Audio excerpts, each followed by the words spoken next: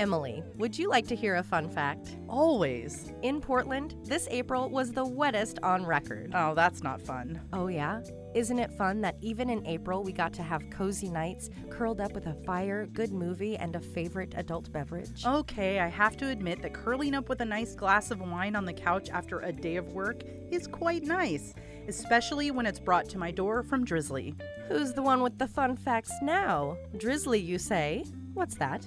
Drizzly is the #1 app for alcohol delivery. So if I run out of wine and I don't want to go out in the pouring rain, I just order it from Drizzly. It would be perfect for upcoming celebrations, sunshine, weddings, summer, dads, grads, birthdays, and births. And right now, Drizzly is giving all new customers $5 off their first order with code FAST5. So download the Drizzly app or go to drizzly.com. That's DRIZLY.com and use promo code FAST5 for $5 off your first order.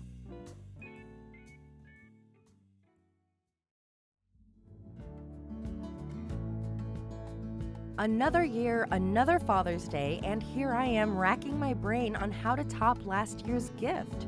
That's easy. Try Chatbooks. Chatbooks? Yeah, it's the easiest way to give dad something thoughtful that takes you less than 10 minutes. Chatbooks makes it easy to print photos from your phone straight into the most adorable photo books or artwork.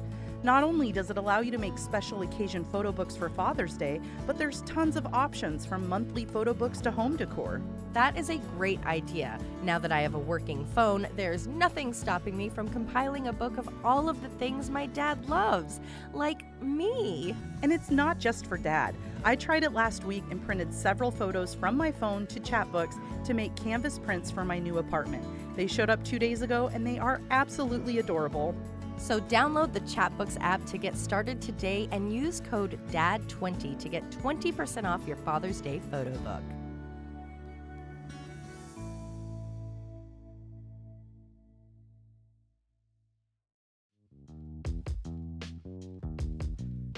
When everyone was staying at home, conversations around home safety changed, and more people purchased home security systems. But now that people are going out more, we need to talk about personal safety, and that is where Birdie comes in. Birdie is a compact personal alarm system that offers much more than the average alarm. Not only does it emit a piercing loud chirp, it has an attention-grabbing strobe light. And that's just the original Birdie.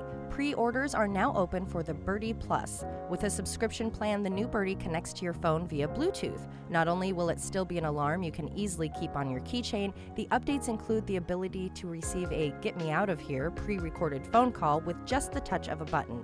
Hit it twice, and you'll be connected to a representative that not only has your location, but can send help if needed. If you're feeling unsafe, your preset contacts can easily be sent your location as well, making Birdie Plus an extremely helpful tool in self-protection and peace of mind. Birdie is a female-owned company where 5% of profits go to charity. To get your own Birdie or to buy in bulk for all of your friends, visit shesbirdie.com and use promo code RAIN10 for 10% off your order.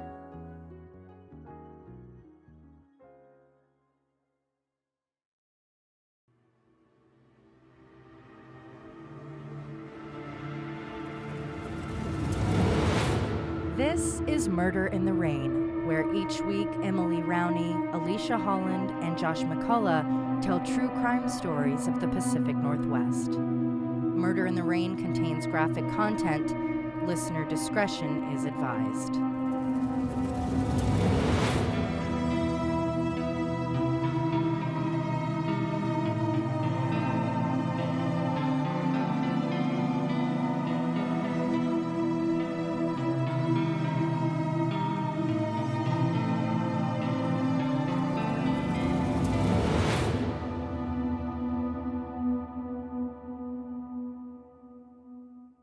Looking at a map of Glacier National Park, Lake McDonald is shaped like the hands of a clock, letting you know it's a little after 1:30 in the afternoon, and is located in a glacier-dug, U-shaped valley just a 2-mile walk north from the park's headquarters on its western border. Its Upper Lake Ranger Station is located at McDonald's northernmost point, on the tip of the hour hand from my clock mind picture a moment ago. On the eastern shore of the lake, and a little further south, is Lake McDonald Lodge, which was built in 1914, and like Granite Park Chalet, resembles a Swiss hunting lodge, but unlike the chalet, it has running water, electricity, and flush turlets for pooping. On the western shore is Kelly's Camp. Quote, the 6.5-acre historic district includes 12 rustic log buildings. The big house served as the lodge. 10 smaller summer cabins hosted individual families, and a small cabin was used as a wash house. Joan Barry initially saw the grizzly in the middle of June. She and her 3 daughters had been one of the first families to take up residence at Kelly's Camp that summer. They moved into the big house, which was the largest cabin on site, and she one day glanced out the back window to see a large but scrawny bear digging through the house's garbage cans. It was clearly a grizzly, but Joan had never seen one like it before. Quote, the hair on the mane behind the hump, usually luxuriously thick, was short and thin, and when the animal leaned over to dip into the Barry family's trash barrel, Mrs. Barry could see bald spots along the line of the backbone. The head seemed long and narrow, misshapen. It looked like a normal grizzly bear's head that had been flattened and stretched. Its claws were abnormally long, as if they hadn't been worn down by a bear's usual forages for food.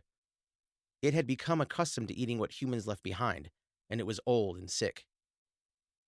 Uncommon to traditional bear behavior, the ragged bear would feast on the camp's garbage during daylight hours, prompting everyone on site to seek shelter in the nearest available structure. Within 2 weeks, the bear seemed to become more and more agitated, specifically with the Barry family in the big house. If it sensed any movement inside while it ate, it would charge the cabin, slapping its walls and windows with its taloned paws. Joan and her children became quite good at playing the freeze so we aren't killed game until it lumbered away, but their German short-haired pointer was an outlier and a rebel, and sometimes barked at the bear, instantly triggering an attack of the cabin's exterior. At the end of June, the bear tried to crash someone's birthday party at the camp, and when a resident called the nearest ranger station to report the incident, they were told there was no immediate danger, and that rangers would eventually look into it. Early in July, a ranger conducting a planned visit arrived in Kelly's Camp to a distraught, frazzled Joan Barry and a recollection of her month of visits from the strange, volatile bear. The ranger responded by asking if she was maybe exaggerating, and Joan, now very annoyed, repeated that the bear was dangerous and had to be dealt with. The ranger said that they would do something about it when his sickness, quote, made him go berserk, and not before.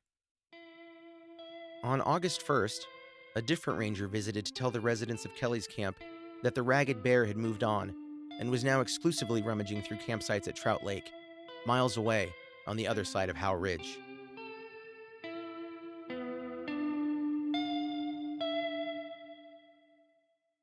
In orientation and shape, Trout Lake looks very much like Lake McDonald, but is only around 20% of its size, and as I mentioned in Part 1, is shaped like a bacon. Made up of several hundred subalpine and western larch tree trunks mashed together on the southern end of the lake, the naturally occurring logjam has always made for a crossing spot for the bears around Trout Lake, and was often in use as an easy way for the animals to traverse between its shores. And it was a hugely popular feeding ground among the bears living near the lake because it was packed with sweet berry plants like straw, huckle, and rasp, as well as the cutthroat trout that both man and animal were quite fond of plucking from its glacial waters. But despite this being a full-on pantry for the largest carnivore in North America, the National Park Service set up a campsite in a clearing on the eastern side of the logjam, installing an iron grate over a fire pit for some good old-fashioned cast iron skillet cooking. And a quick tangent here, I was a picky eater as a kid, and I once went camping with my dad, and he caught a trout, and when he was cooking it over the fire, its eyeball rolled out of its face and into the pan, and then I never ate trout in my life. I'm sure my dad was like, game over when that eyeball made its move, and he was correct. The ragged bear was first seen at Trout Lake on June 25th by a pair of honeymooners staying at the Logjam campsite. They had been informed of the bear activity, but were eased from worry when the ranger told them their drive in from Ohio had been far more dangerous. The couple, Ellen and Peter, both 22, were sitting down in their tent to enjoy their dinner when a crash came from the area where they had stowed their gear and supplies, over near the fire grate. Peter opened the tent flap to see a grizzly bear moving through their camp, cracking tin food cans open in its mouth. Peter put a finger to his lips, signaling for silence, then grabbed his new spouse's hand, and they moved together, out of the tent and uphill to the trailhead, either unnoticed or ignored by the grizzly. The couple, now around 150 feet up the hill, watched as the bear destroyed everything in their camp. Their packs were torn open, the food gorged on and scattered about, their tent slashed to ribbons, their dinner ravioli now resting in the ragged bear's tummy. While the bear paused to lap up some lake water, the couple tiptoed back and gathered their meager amount of gear that hadn't been bear crunched and hightailed it to safety, 2 miles north to a shelter cabin on teeny-weeny Arrow Lake. At the end of July, 2 high school friends hiked into Trout Lake for a 3-day fishing trip, also taking up residence at the Logjam campsite. On their second day, while trying to cross the Logjam, the boys turned back to see the ragged bear sitting down among their stuff and eating a loaf of their white bread. Stuck on the Logjam, they made a move once the bear began busying itself with a trout carcass, easing themselves into the water at the edge of the Logjam and wading north past it, the bear, and into dense vegetation as they headed over Howe Ridge to the upper Lake McDonald Ranger Station to report the animal's intrusion. The teens returned the next day, salvaged what the bear hadn't completely ruined, and went home. The night of the attack on Roy Ducat and Julie Helgeson near the Granite Park Chalet, seasonal ranger Leonard Landa was woken at 1 a.m. by chatter on his shortwave radio. As the sleep cleared from his head, he pieced together the events of the grizzly mauling. There had also been a bear harassing campers and hikers around Lake McDonald and Trout Lake. A different grizzly, it seemed, than the man-eater at Granite Park. Ranger Landa had twice hiked to Kelly's camp to set traps for the bear, and both times it had come to nothing. He was flummoxed by the bear's evasions. The skin and bones grizzly had tuned its ears finely to the sounds of motor vehicles and always fled into the woods at their first appearance. The Park Service had issued a standing order that the bear be killed, but he knew that was merely a formality. In 2 meetings with officials, Landa had been told to wait and see before destroying the bear, even after photos of the beast had been printed in the local newspaper. Listening in, as Fire Control Officer Gary Bunny spoke to Ranger Joan Devereaux at Granite Park about sending an armed ranger to protect its guests and employees, Landa grabbed the telephone and called Bunny to volunteer for the job. He was stationed at the Upper Lake McDonald Ranger Station with his wife and 2 sons, 8 miles from Granite Park and 4 miles by trail to Trout Lake. He was on duty alone, and it was to be that way for a few days at least, because that night, August 12th to the 13th, quote, a dry lightning storm had sent more than 100 hot strikes lashing into the parched forest, and every available ranger was out on the fire line. Officer Bunny said Landa had too much on his plate already, being the only ranger on Lake McDonald. He would have to stay put. Bunny was going to Granite Park himself. Frustrated, the ranger went back to bed and listened through the night as Ranger Devereaux called on the shortwave for a rescue helicopter, then a second one, and lastly, quote, the request that the coroner be alerted in Kalispell. Ranger Landa woke at 8 a.m. on the 13th and was heading into his office when he heard hurried footsteps on the stone walk behind the station. Standing there, panting, were 4 young adults whom he had sold a fire permit to the day before. Their names, Paul Dunn, Denise Huckle, Ray Nozek, and Ron Nozek, who were brothers. But the ranger remembered there being a 5th member of their group. They were disheveled and pumping with adrenaline, and they all began to speak at the same time. Landa silenced them by asking where the other girl was. Ray said, quote, she's still up there. The bear dragged her away. The she, who'd been dragged away, was named Michelle Coons. Landa asked 2 of them to go back with him to Trout Lake to show him where they had last seen Michelle. She could be waiting up a tree for a rescue. One of them responded, quote, she's not up a tree. Landa called park headquarters to inform them that another camper was missing after this, a second attack by a second bear in the same night. The ranger, his rifle, and 2 of the campers, Ron and Paul, hiked to the Logjam campsite, while Ray Nozek escorted a traumatized Denise Huckle to an awaiting car and a ride home. They made it to Trout Lake and the torn-apart campsite by 10 a.m. Along the way, they ran into a fisherman named Andy Sampson, who they stopped on his route to the lake and informed of the bear attack. Sampson, reluctant to join the search, unsheathed the long-handled axe in probably a pretty cool way, and the rescue party became 4. The searchers spread out from the camp, calling Michelle's name. Paul Dunn stopped 50 yards up the shore and pointed at the ground, informing Ranger Landa that he last saw Michelle there before the bear dragged her uphill. They followed trampled earth and broken branches up and onto a tree-shaded trail at the top of the hill. Ranger Landa, in the point position, saw something in his peripherals lying on the trail, a small patch of white. The ranger bent down and picked it up, before realizing the pale shape was a human ear. Feeling ill, Landa shouted out what he'd found, sending a chill through the group. A few feet further up the trail, they came upon Michelle's tattered sleeping bag and a scattering of its feather filling, which marked the bear's further path up the hill. Following the feathers, the group soon discovered a blood-saturated jacket and blouse. Nearing a series of downed tree trunks on the path, one of Michelle's friends, either Paul or Ron, shouted, "Here she is!" and Ranger Landa rushed to their side. Michelle Coon's body lay on a concave piece of turned earth, a spot where humans had previously buried garbage and bears had dug it up. Quote, Landa looked down at the remains of Michelle Coons. The girl was on her back and mutilated beyond recognition. Landa could hardly tell that she was a female. Her stomach and abdomen were gone, the hair missing from her head.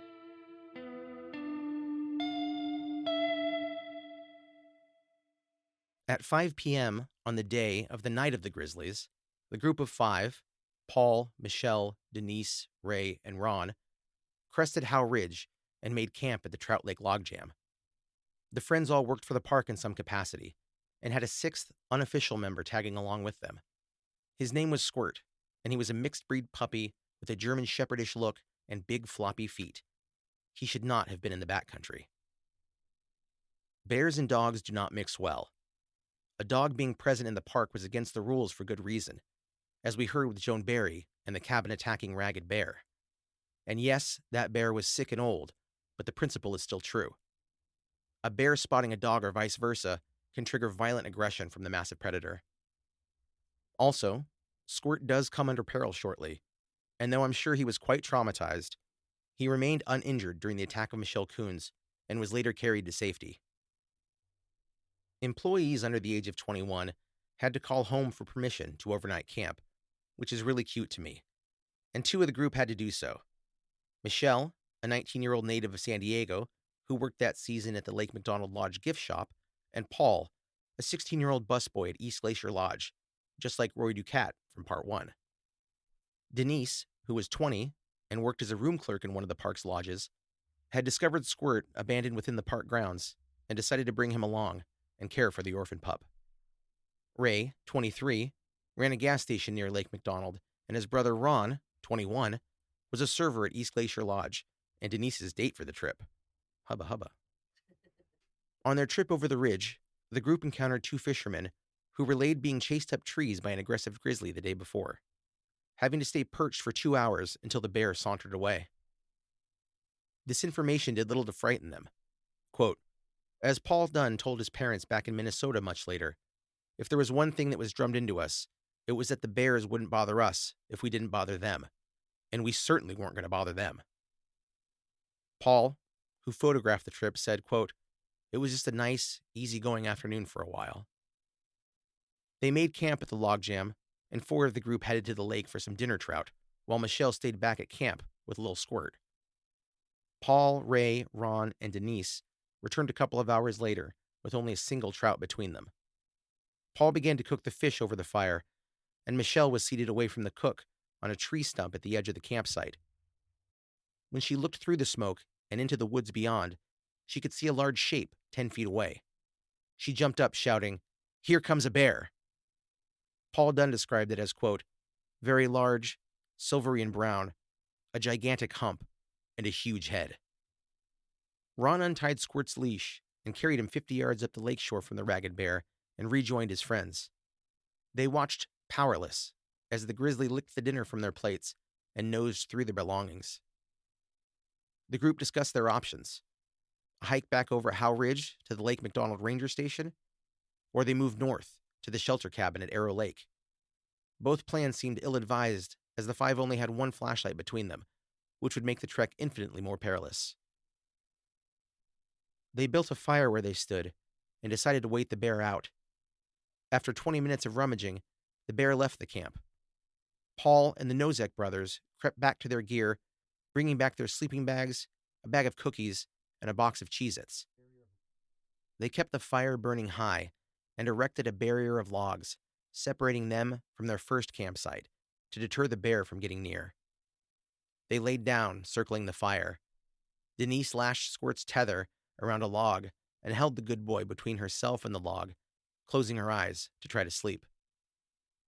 The remaining four stayed awake for a while, throwing fresh wood on the fire when its light dimmed, but eventually they were all asleep. Denise woke to splashes coming up the shore from the direction of their old camp. She grabbed Squirt and covered him with her sleeping bag when he stood and began growling into the darkness. Frozen in place, she could see and hear the bear's silhouette retreating to their first camp. Denise woke the rest and told them the bear was back. The brothers burst out of their sleeping bags and brought the fire back to roaring life. It was 3 a.m, and by 4 the splashes and scattered woofing from the grizzly had died out, and all but Denise were asleep once more. Quote, "It was 4:30, and the fire had fallen to low flames and embers again when she heard a splash and narrowed her eyes to peer into the night and saw a bear coming at a lope, straight from the shoreline toward the center of the camp. Denise covered herself and Squirt with her sleeping bag as the bear moved around her, intently sniffing the air. Paul Dunn woke to see the bear standing right next to him. He slipped down into his bag and tried to remain silent and still. Quote, "You could feel the weight of this animal just by the respiration, just by the sound of the breathing." The bear bit into Paul's sleeping bag and sweatshirt, and he reacted by leaping out of the bag, screaming, "The goddamn bear tore my shirt," as the animal reared up onto its hind legs, and Paul scrambled 30 feet up a tree to wait the bear out. Ron Nozek pulled Denise Huckle from her sleeping bag, and they ran toward their original camp. All the while, Paul shouted from his tree for them to find one to climb as well. They were followed by Squirt, who had loosed himself from his leash and ran floppy-footed behind them. Ron gave Denise a boost into a tree, hucked Squirt up after her, and then climbed into an adjacent tree. Paul Dunn watched everything from his hide up in the tree. The bear began to move toward Ray Nozek, sniffing the air, before turning toward Michelle Coons, who was also still in her bag. At this, Ray burst out of his bag, to his feet, and running in the direction of Ron and Denise, screaming for Michelle to follow. The ragged bear clamped down on Michelle through her sleeping bag. Paul shouted for her to run, but she couldn't because the bear had the bag zipper in its mouth. Michelle then screamed, quote, "He's got my arm! My arm is gone! Oh my God, I'm dead!" Then silence as Paul watched the bear carry the sleeping bag holding Michelle up the hill and into wooded darkness, from which he began to hear the sound of bones crunching. Paul made his way down to the ground, ran to Denise and Ray and Ron and Squirt in the tree, and climbed a nearby one of his own. At dawn, they climbed from their trees, gathering shoes and jackets from their gear before leaving camp. They made their escape over Howe Ridge, encountering a married couple parked at the trailhead, who rushed the panic-stricken quartet to the Upper Lake McDonald Ranger Station, where Ranger Leonard Landa was stationed. When the survivors of the attack were dropped off, the kindly couple agreed to keep Squirt in their car while they reported their grave situation to the on-duty ranger.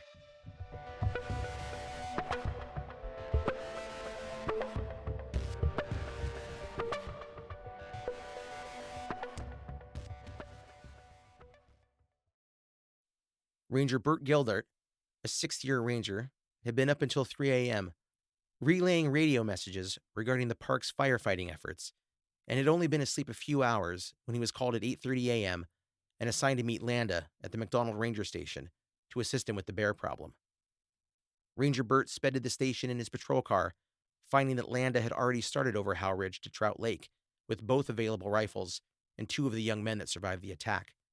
Bert, unarmed, headed after them, carrying a long-handled axe, and finishing the 2-hour hike in 45 minutes. Wow. Was he running? Yeah, he ran. Holy shit. Yeah, he was like 23 or something. He was in like perfect shape. Yeah. Me at 23, I could drink a lot of beer. Reaching a meadow overlooking Trout Lake, Ranger Gildart watched a rescue helicopter try to land in the lake's shallows. Then, attempting and succeeding to land nearby in the same meadow as he. Pilot John Westover had been shaken from sleep after only a few hours of rest from the trauma of the night before, and could not believe what he was hearing. There had been another bear attack, and they needed his rescue coptering skills once more. In the chopper with Westover was Chief Park Engineer Max Edgar, armed with a 300 H&H Magnum rifle. Quote, Gildert appropriated the weapon and told Edgar he would return it when the bear was dead. An hour later, Michelle Coons' body was recovered and airlifted to Kalispell, 30 miles away. Rangers Landa and Gildert were assigned to hike from the Lake McDonald Trail to Trout and Arrow Lakes to stalk and kill the ragged bear. They spent the day tracking fresh bear scat north toward Arrow Lake, which was convenient because they planned to spend the night at its shelter cabin, which they did after a completely bearless day-long search. Ranger Gildert was up and about around 6 a.m. the next morning, and as he exited the cabin and walked toward the stream out front to fetch water, he caught movement 40 feet away at a bend in the trail off to the right of the cabin. It was the ragged bear, and it began to charge them. And I'll be quoting extensively from the Jack Olson book, Night of the Grizzlies here. Bring the rifles out, he shouted to Landa. Here's the bear. At the sound of the human voice, the animal halted, made a few shuffling movements with its front feet as though it were going to continue, then slipped sideways into the thick brush along the steep banks of Camas Creek. As he heard Landa rushing around in the cabin, Gildert took note that the grizzly had not backed up, not an inch, but only sidestepped into the heavy canopy of bushes. More seconds passed, and then the bear was in violent motion, hauling itself up and over the bank to charge. In the sights of his gun, Gildert could see nothing but a great expanse of furry neck and chest, and he fired at a range of less than 20 feet. Almost in the same split second, Landa's 300 H&H Magnum went off, and the bear did a giant back dive and fell heavily into the bottom of the gulch.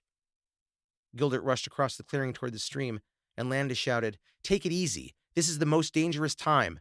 But Gildert was already scrambling down the bank of Camas Creek, and Landa levered a bullet into the chamber of his rifle and followed him down. Instantly, the two experienced hunters knew that the great bear was dead. There were two jagged holes seeping blood, one in the chest and one in the head.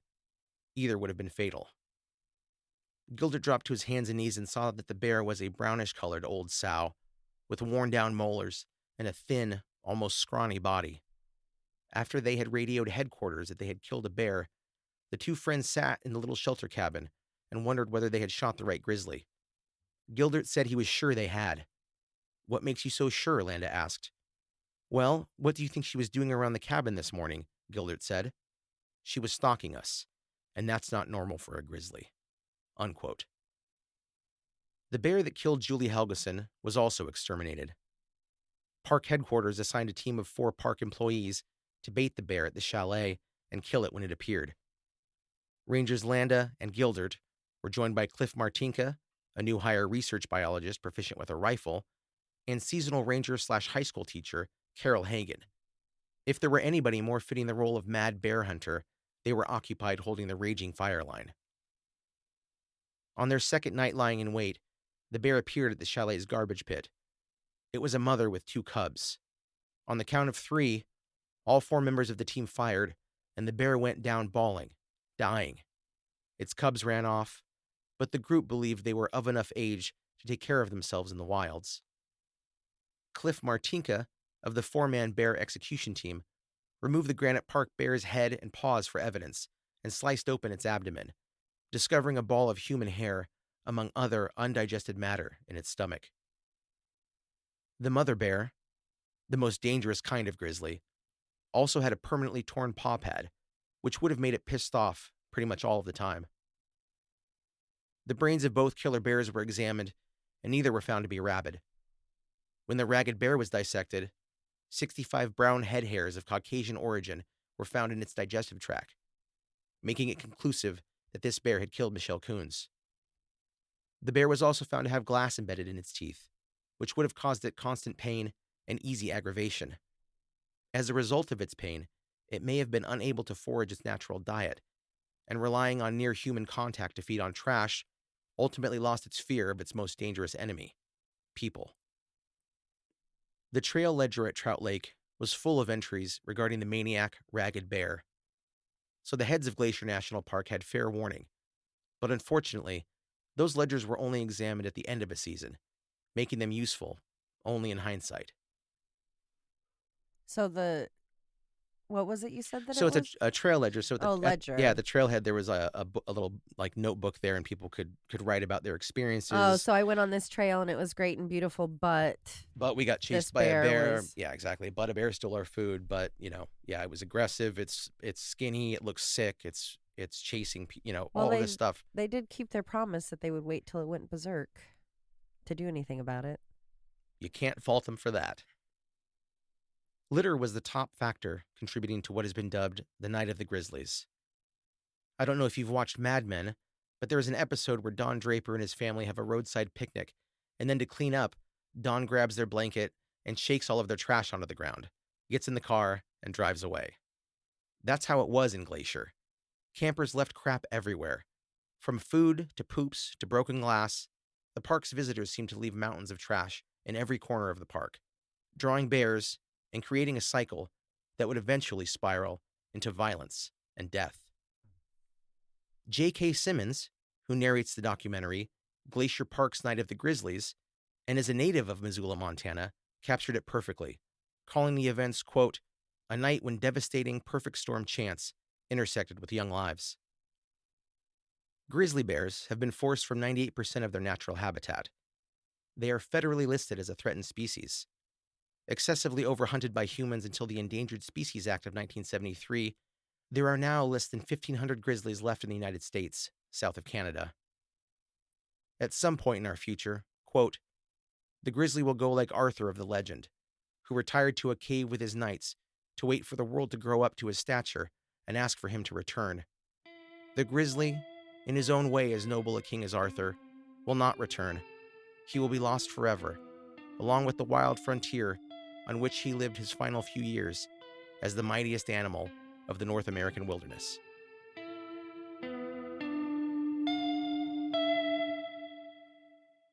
So since, there's been all this time in scientific development, has there been any reasoning put to why this happened? Because even the time of the attack sounds weird because it should be. Yeah, they were malnourished, right? So is there a reason? Well, I think it was because of the encroachment of man. And just the pain, like maybe the pain drove them to Yeah. hunt whenever they could and like, oh, here's meat and Yeah, that's easier. both than... bears were, definitely, I think, desperate, hungry, and whenever it was available to them, they would eat and had really lost their fear of people. Yeah, that conditioning of all these people constantly there year round and knowing that they're going to get garbage and other food, I think changes how they engage with nature, right? And just the fact that it was, an hour and a half apart, 2 hours? That's crazy. To have it never, you almost picture them like hanging out and being like, is tonight the night? Let's just do you know it. what I did? And they were so far away, too. I mean, at least 8 miles away, the two attacks. But it was, like I said, there was the hot flash, lightning strikes. I was going to say, And- could it have been the weather? Because animals are so in tune yeah. with like the moon cycle and things like that. I believe so, yeah. And it wasn't it, what'd you say, like over 100 strikes? 100 strikes. It was very hot summer. And I also read that August is when they start a phase called hyperphagia, where bears Right. eat so much before they hibernate. Oh, So it's right. it's a time when they're like, they need to eat. And if And they're if- not finding that food, Or if the fire's They'll pushing find them it. out. Yeah, they will find it. No matter Right. what. Yeah. that's interesting. I wonder if anyone's done research on that. Yeah, I don't know. And I know there was also, because it was the 60s, there was that they hypothesized that maybe one of the women was menstruating at the time. Oh my Of God. course. But Always. of course, that's been debunked. But yes, of course, the bears can smell the menstruations, but they can't. That sounds like the second book to my grizzly bear thriller series. Well, there you go. Yeah. Was this ever an actual film? I don't believe so. It- But you needs know to what it be. reminds me of is my favorite, The Ghost in the Darkness. Oh, me Val too. Kilmer. That movie changed me. I got to see the lions in Chicago Oh, at the that's- museum. Oh, that's so cool. Were they at the wow. field? Is it the Field Museum? Yeah, and Yes. they're tiny. They're little. Yeah. Oh, there you go. Scrawny, skinny, Oh, yeah. desperate animals. Yeah.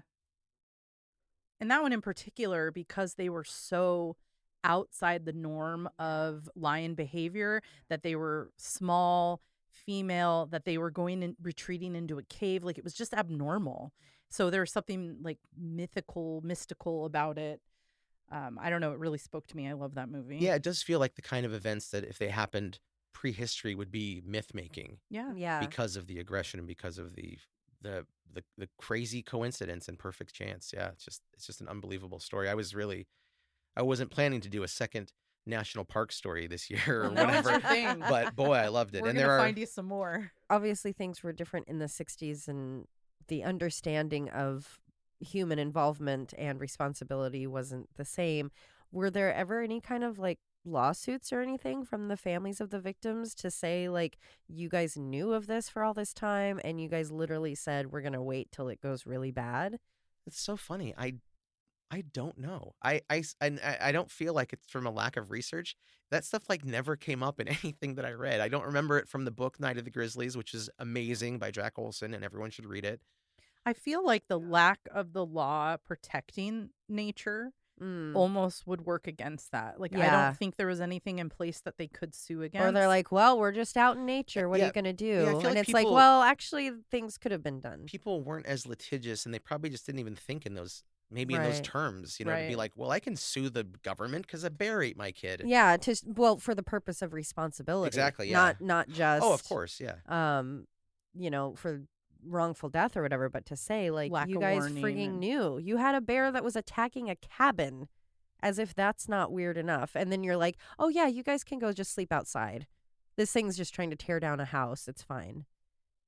It's awful that it happened, but at least it started to make change happen in the parks. Yeah, I really think as a result of that, the Endangered Species Act probably had something to do with that Yeah. sort of the encroachment of man and the way that I think. Oh, the other thing I was going to say too is I think that a wild animal eating human trash, sort of like when we eat junk food, Yeah. like just changes their brain and it does make you crazy. Well, I mean, I felt like imagine- I could punch someone over like a Snickers bar, like Joe Pesci in that commercial or whatever.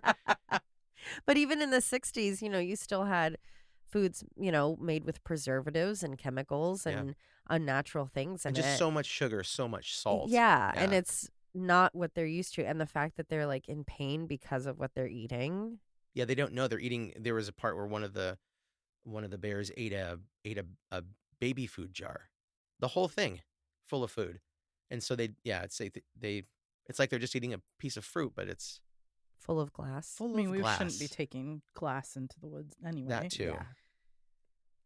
Well, it's very spooky and awful, and A reminder to like follow the rules too when you're camping Yeah. and take your garbage. You need to leave the way you arrived. Yeah. You know? And you know what? Don't trust the system because sometimes they don't know anything about bears. Thank you, and good night.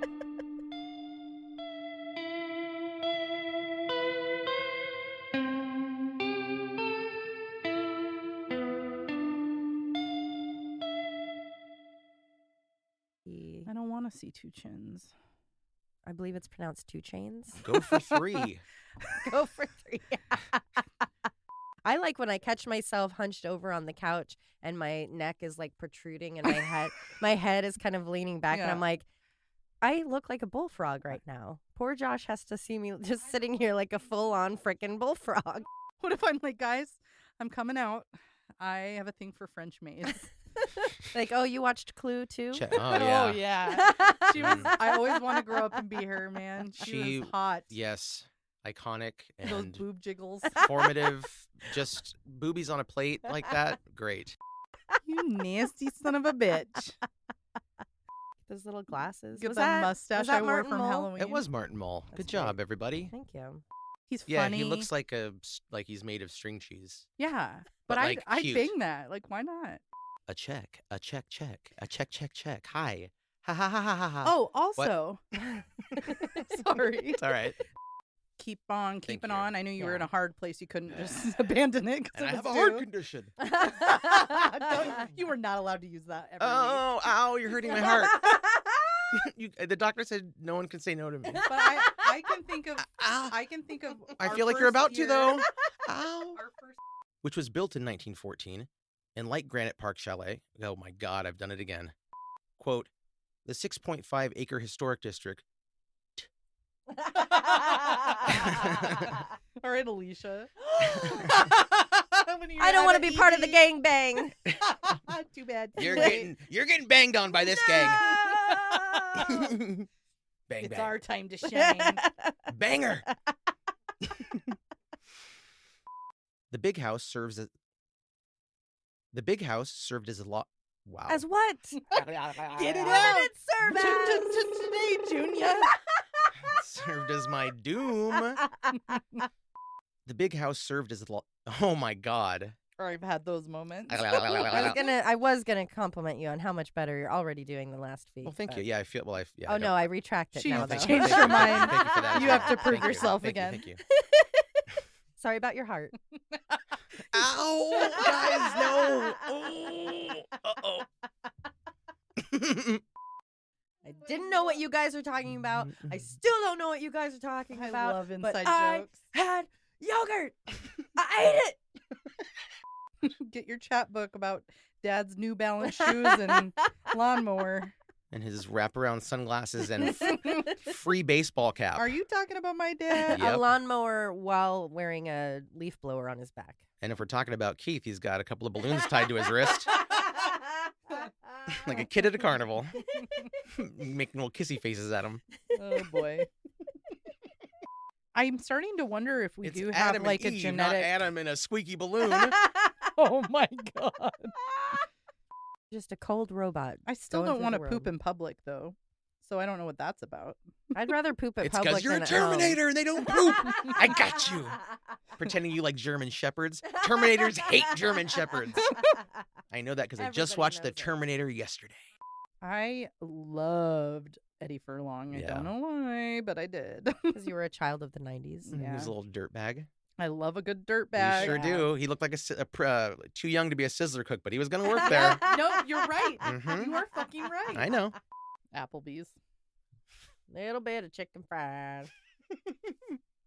And cold beer on a Friday night. Like it is. It's shaped like a chubby little footlong. That's been kind of like in your backpack for a few minutes. Quote, as Paul Dunn told his parents back in Minnesota much.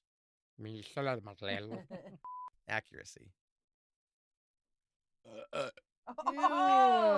Werewolves of London. Murder in the Rain is a Cascade Media production, written and hosted by Emily Rowney, Alicia Holland, and Josh McCullough, edited by Josh McCullough. You can always contact us at murderintherain@gmail.com or through our website, murderintherain.com. If you just can't get enough of Murder in the Rain, for as little as $5 a month, you'll have exclusive access to bonus episodes at patreon.com.